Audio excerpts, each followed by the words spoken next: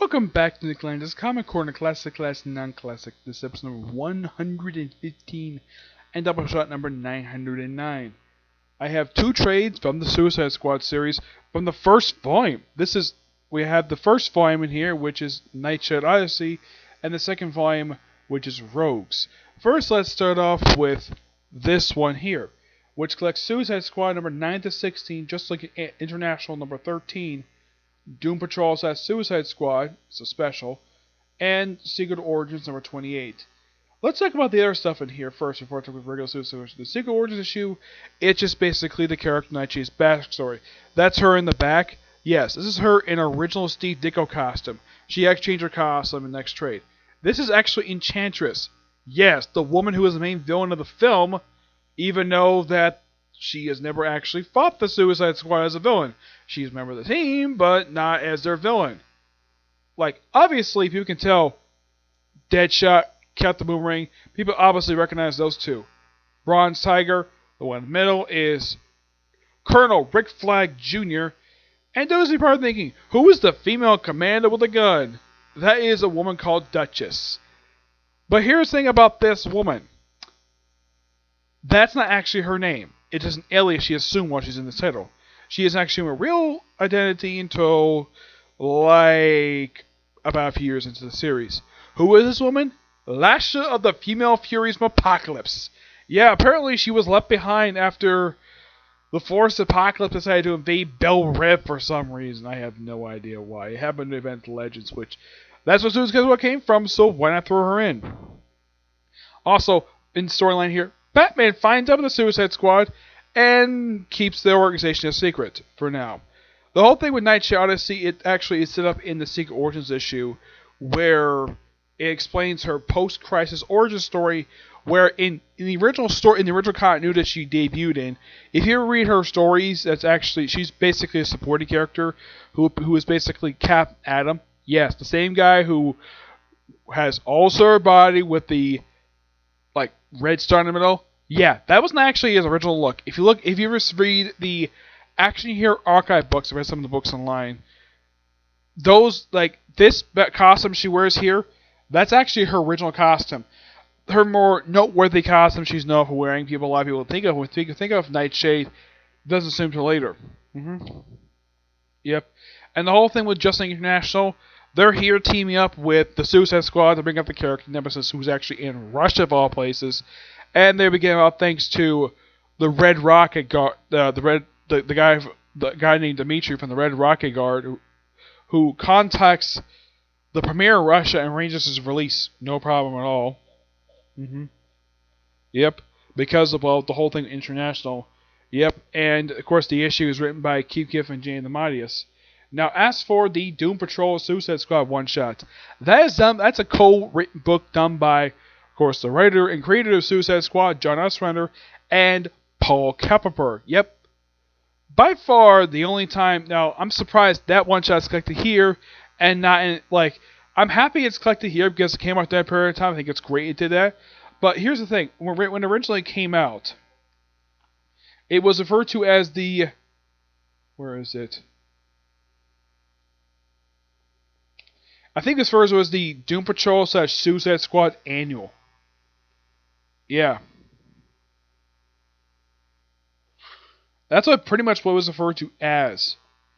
Or at least the special, yeah. Here's the cover for us. I actually own this thing. It's a really good issue.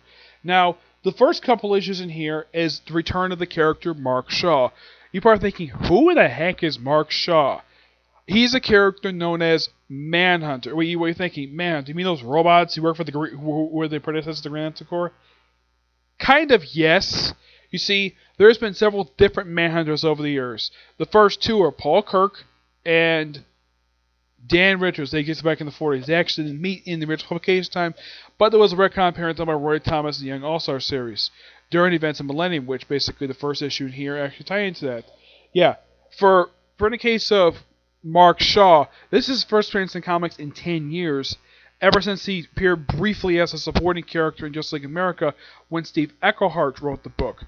Yeah, he made his first appearance in first issue special number 5 by the late Jack the King Kirby. So yes, Jack Kirby created the Manhunter robots. Yep, and The Millennium is kind of a follow-up to that in a way, where the Manhunters were worshipped as part of a cult, and he was part of that cult. And after he finished this assignment here in issue 9, 10 is simply put, you want to know what this issue is? It's simply put a backdoor pilot to his ongoing series as Manhunter with John Ostrander as the writer of the book. It's a fantastic book. I highly recommend checking it out. It's a shame DC never collected this book in trade. They collected the Kate Spencer run from the 2000s. They collected that in trade by Mark Andrego, but not the Manhunter run. They do have one issue of collected in trade as part of the Jonas Director crossover, which John Ostrander wrote pretty much a majority of that damn crossover anyways, so it makes sense the fact that he included that part of the story. But yeah, that's all issue 10 was. And the whole thing with Nightshade Odyssey, it's pretty much set up for Nightshade's character, though. It's basically the own character for her. And it also has the character Cheryl pop up in here briefly. He doesn't do very much. But this, of course, also during the Millennium issue, the character Karen Grace. You probably don't know who this character is. This character was someone who appeared in the original Suicide Squad stories with Rick Flag, though was later retconned in their Suicide Squad story. There was another Rick Flag in World War II that was this Rick Flag's father. As for why in the world a guy who fought in World War II is the same age as he is in the 80s and 90s, flowing timeline and retcons. That's pretty much the whole gist of that. This book is good. Give this book a 9.5 out of 10. And here we have the return of like a few different Steve Ditko characters. Well, and here on the cover you can see you have, well, you see a couple new characters in the cover. Yeah, those of you who are Green Arrow fans recognize this guy right here. That's Count Vertigo. This is how he looked originally before he was changed for the New 52.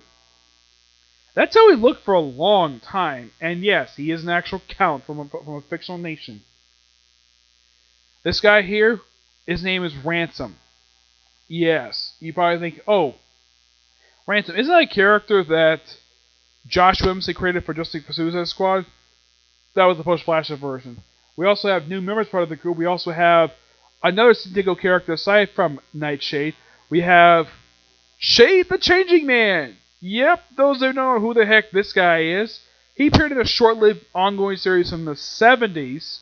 Yes, the 1970s.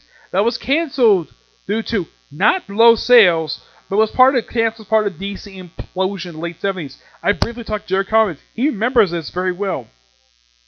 Though I didn't mention to him that pretty much a majority of books got canceled were his. Yes. His book got canceled with only 8 issues. If you ever read it, it's a fantastic read. I think this book has been collected in trade. I don't remember if it has. Of course, you also have Dr. Light. He briefly joins the group, along with a couple other Steve Ditko characters. Punch and Judy. Yep. One thing you at least gotta love about DC Comics, they kept every single character that Steve Ditko created for Charlton Comics, kept these characters active for years, up until the DC relaunch. Well, Punch and Judy didn't make their first post-Flash appearance until he popped up in issues of Batman of all things. In the case of Rick Shade, he never returned. Like, after he finished up his time here in this book, he never returned to comics ever again. He just disappeared. He never returned ever again. Yep. We also have happening in this storyline here, where Vixen joins the team. Yes, Vixen. A character given by Jerry Conway. Conway loves this character. So much so, he put her on the Just Like America, which he referenced in this book here. And of course, what happened in Events of Legends when Steel and Vibe got killed off during the course of the storyline. And when Shade showed up in here, he mentioned the events of Crisis of Earth, but didn't mention the Anti-Monitor. Nope. Just mentioned that he teamed with heroes to take on a bunch of Shadow Demons. Yep. And what's the whole point of the... Now, this book here collects issues 1725 and the annual. What happens in the annual? The annual is simply put a crossover between the Suicide Squad book and the Manhunter book, which also was running at the time. It just basically him teaming up to deal with something that happened in his book. Of course, also, he did pop up a couple more issues of this book, too. Well, mostly he captured Mirror Master. Yeah, he captured him in this book as well. Yes, this Mirror Master villain here to be Captain Boomerang. Of course, this is of course the suit worn by the original Mr. Miracle, Mirror Master, who got killed off in Crisis Infinite by a freaking Shadow Demon. Yeah, he's one of several villains that got killed off there. Now, the reason why he wore it was so he can honor his late friend. Yeah. In case you're wondering, was there a new Mirror Master after Crisis Infinite? Yes, he popped up in the pages of Animal Man of all places. Yes, Animal Man. Yes, Grant Morrison created the second one. Yep. But we also have briefly Captain Cold part of the team. Yeah, the only reason why he's there was because, well, he was brought there by Mark Shaw, who was in here in his Manhunter costume. Which, if you see in here, you're probably like, damn, this, of course, here's his costume he wore in his ongoing series. Yep. Now, all the issues in here are written by John S. Runner and his late wife, Kim Yale. I say late wife because the woman died of breast cancer. Yes. There's also a backup story in here done by Larry Ginnam.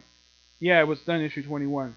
The second story in the annual basically has Amanda Waller reunited with her daughter and her basically humongous son-in-law. He says he's a linebacker for the football team. Last time I checked, this guy looks like he's about 7 feet tall and he's super muscular.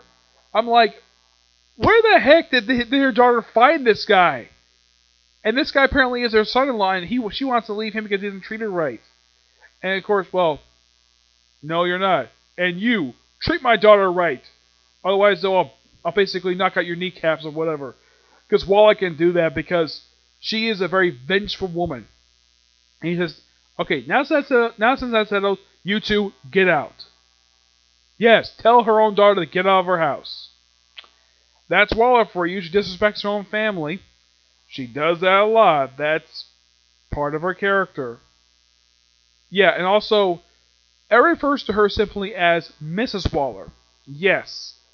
Despite the fact that in a lot of other books that Amanda Waller pops... Now, this book is in the book she referred to as Mrs. Waller because she's a widower. She's a widow. In other books, she's referred to simply by her first name or simply referred to as Wall. Or simply Waller. Yes. Yep, in issue 21 we had the death of the character Traveler. You don't know who this character is? He was a supporting character who popped up in this book. He apparently was the NSA liaison who was a complete jerk and would basically... he was pretty much a crooked bureaucrat. Well, in issue 21, Rick Flag... Well, the second time we actually confronted him about this. Yeah, he really wanted Amanda Waller to resign so he could take over Suicide Squad for his own greedy purposes. So basically, Waller told Rick Flag, don't kill my office. And later on, Rick Flag went to Traveler's office and shot him like 6 times. And then he went after Senator Croy. Yes, this character also did pop up in the episode Arrow of all things. Yes, the episode which had Deadshot die. Yes, the Arrow version of the show. I think that was a humongous mistake for the show to do. Because I like that character. He was really interesting. He's one of the best things about the show. Though they did have the guy have an eye patch because, well, Green Arrow put an arrow in his eye. Just like how he did it with Deathstroke. Yep. And then, of course, well, in the case of Flag, he confronted Senator Croy at the Lincoln Memorial of all places. And then Deadshot shows up. Yeah, Deadshot briefly written up the series because he got his own spin-off miniseries. It's a really good miniseries. I highly recommend it. It's actually collect and trade. I think it's collect and trade Deadshot Beginnings. It's done by John Osborne, one of the best works he's ever done. Yeah, it explores the character really well. And of course, the whole thing, in case you're wondering about the whole thing about Deadshot's daughter, he didn't know about the character, her, until his second miniseries in the 2000s by Crystal Cage. Yep. Excuse me. And he's basically confronting Senator Croy. And then Deadshot shows up completely out of nowhere and shoots Senator Croy. And Waller asks him later, like, why'd you shoot Senator Croy? And he said, your orders were to stop Rick Flag of Senator Croy. And of course, well, later on, the whole information about the suits became leaked. And then eventually they got a puppet to act in place of Amanda Waller, while she basically will continue running the Suicide Squad as she does. Can't think of anything else. If I missed anything in here?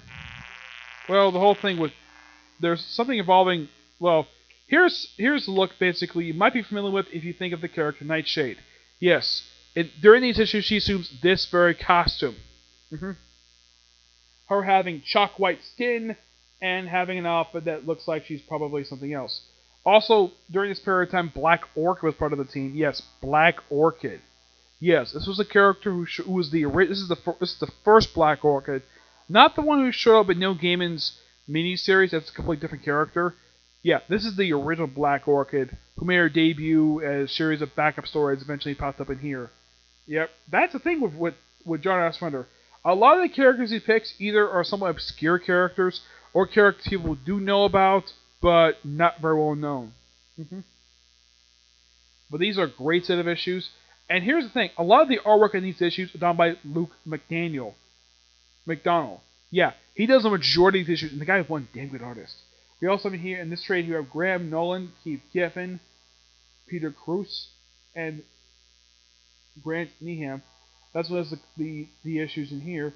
Luke McDaniel does his cover, along with Carl Kitzler, who actually is a good artist as well. He's also the inker for this one. This one, the artwork is well done by Luke McDonald, along with Bob Lewis, Eric Larson. Yes, Eric Larson, the guy one of the founders of Image. Keith Gelfand, Malcolm Jones III, Al Gordon, and another founder of Image Comics, Rob Liefeld. Yes, what did Rob Liefeld do? He did a Nightshade story. Yep, he did a Nightshade story. And here's what Orchid looked like in here. Yeah, that's what she looked like. And yes, Speedy was part of the group briefly, for like a couple issues. Let's find the issue in here. Let's see, 201.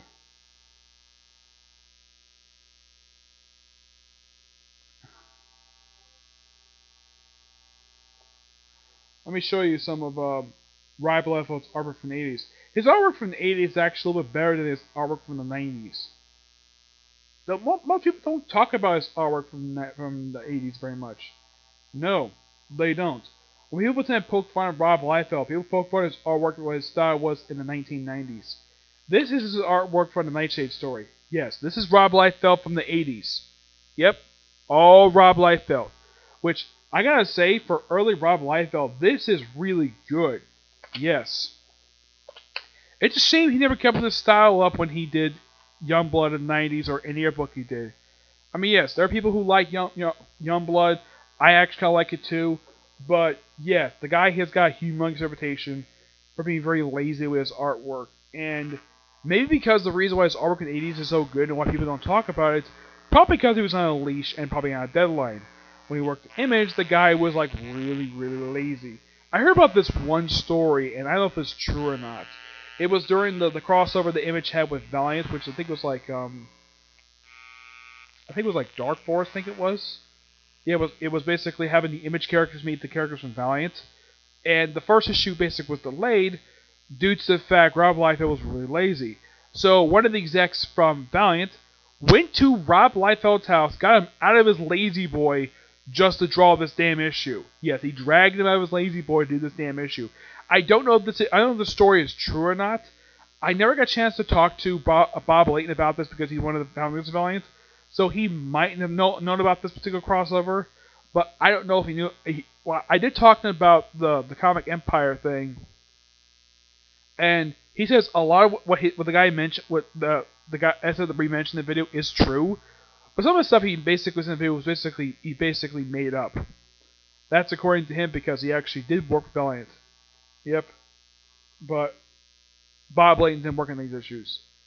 But Rob Liefeld did. Yep. Rob Liefeld did. It's interesting though John Ostrander kept Luke McDonald on the issues for so long probably because he liked working with the guy. And from what I remember reading later issues, he did pretty much a majority of this run. I think he skipped maybe like 2 or 3 issues, but he was the artist for a majority of the time, which at least gotta appreciate the fact you have an artist doing that, because nowadays, it's rare you see that nowadays. I mean, there are some artists who actually take the book for a long period of time once you put them on the artwork. One good example of this is Mark Bagley on All New X-Men. Yeah, unlike the other 2 books published at the period of time, which was Extraordinary X-Men and Uncanny X-Men, that was the only book that managed to keep the same interior artist throughout this entire run. Yeah. Can't much else say about other artists per se. Yeah. And as for Rick Shane himself, he would actually stay up until the whole storyline when the Suicide Squad went to Apocalypse. After that, he left the group and he was never seen again. Well, the character did get rebooted thanks to Pierre Milligan in the second volume of Change Man published by Vertigo Comics, which lasted for 70 issues. Yep, 70 issues. But as what happened to a lot of the other characters pop up in here, well, Punch and Judy will actually still pop up in comics. Like, I think Punch himself did get killed off one point by some other character, but these two were around for a long period of time. Mostly popped up here and there. For Vertigo, he would continue to be a part of the Suicide Squad. He also part of Checkmate.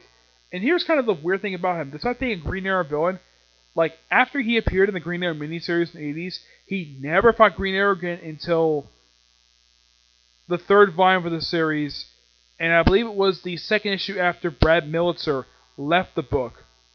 Yeah, he did for like one single issue 20, and that was the last these two ever fought in Green Arrow. Until Jeff Lemire to go to the book and fight again.